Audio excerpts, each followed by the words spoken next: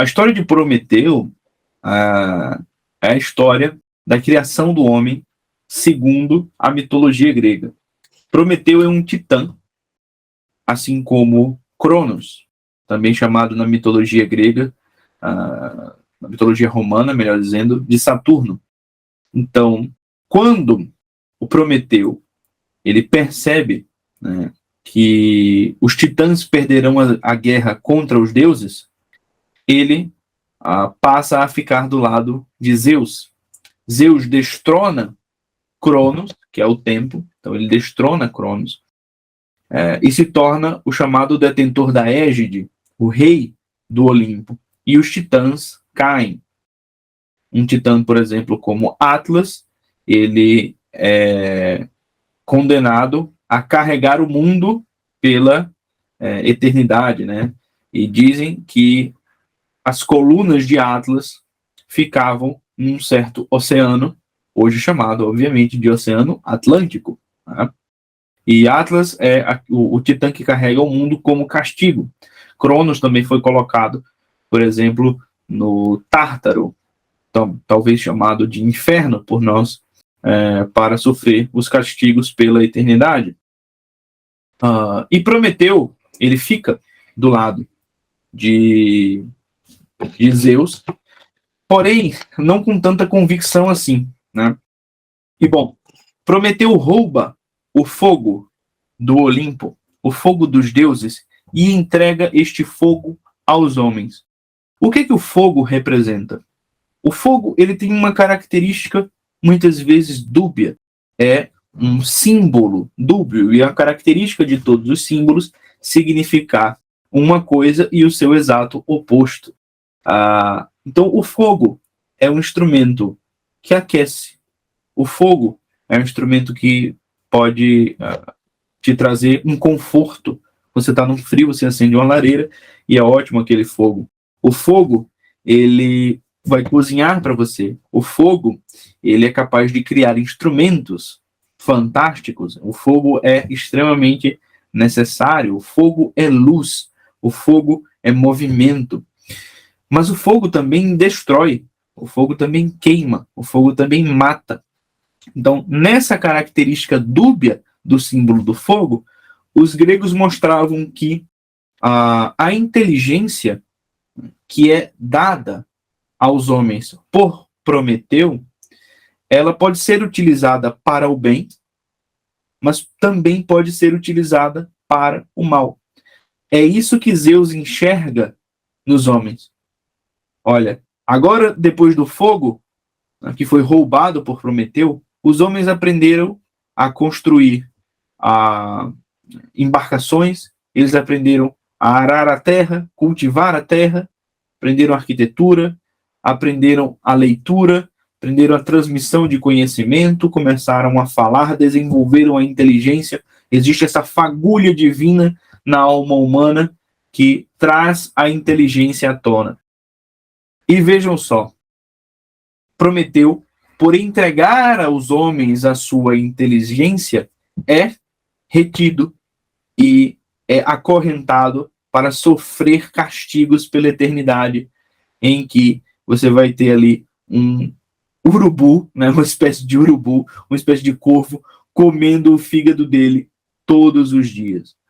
E o Prometeu, ele sofre a sua tentativa, né, sofre diante da sua tentativa de entregar a liberdade aos homens. Zeus pensou automaticamente em exterminar a raça dos homens, mas logo viu que poderia fazer talvez algo melhor, e ele encomenda a Hefesto a construção, né, de uma caixa, né, que vai ser entregue a uma mulher chamada Pandora, e nessa caixa estariam todos os males do mundo. E, bom, a regra era não pode abrir a caixa, mas, obviamente, Pandora já havia sido, vamos dizer assim, programada para abrir essa caixa. Pandora abre essa caixa, também chamado de vaso, né? Alguns dizem que no original seria um vaso. Ela abre esse vaso, abre essa caixa. Todos os males do mundo saem dessa caixa, numa ideia aí de um pecado original, na visão grega, né? em que os males do mundo e a queda do homem acontecem muito por via da mulher, né? A mulher aí como representação das emoções em detrimento da razão. Então todos os males saem dessa caixa, e quando ela fecha a caixa, fica apenas a esperança. Então, como se a esperança não corresse solta pelo mundo, como todos os males, a fome, a desgraça, a guerra, a miséria e tudo mais. Então, essa é a história da criação dos homens, segundo os gregos, e Prometeu é aquele que é apaixonado pelo homem. É apaixonado pelo homem. E ele cria o homem com total cuidado, com amor, com devoção àqueles seres. E quando ele entrega esse fogo divino, que inicialmente pertencia só aos deuses num ato de egoísmo, ele está entregando ali a própria inteligência humana.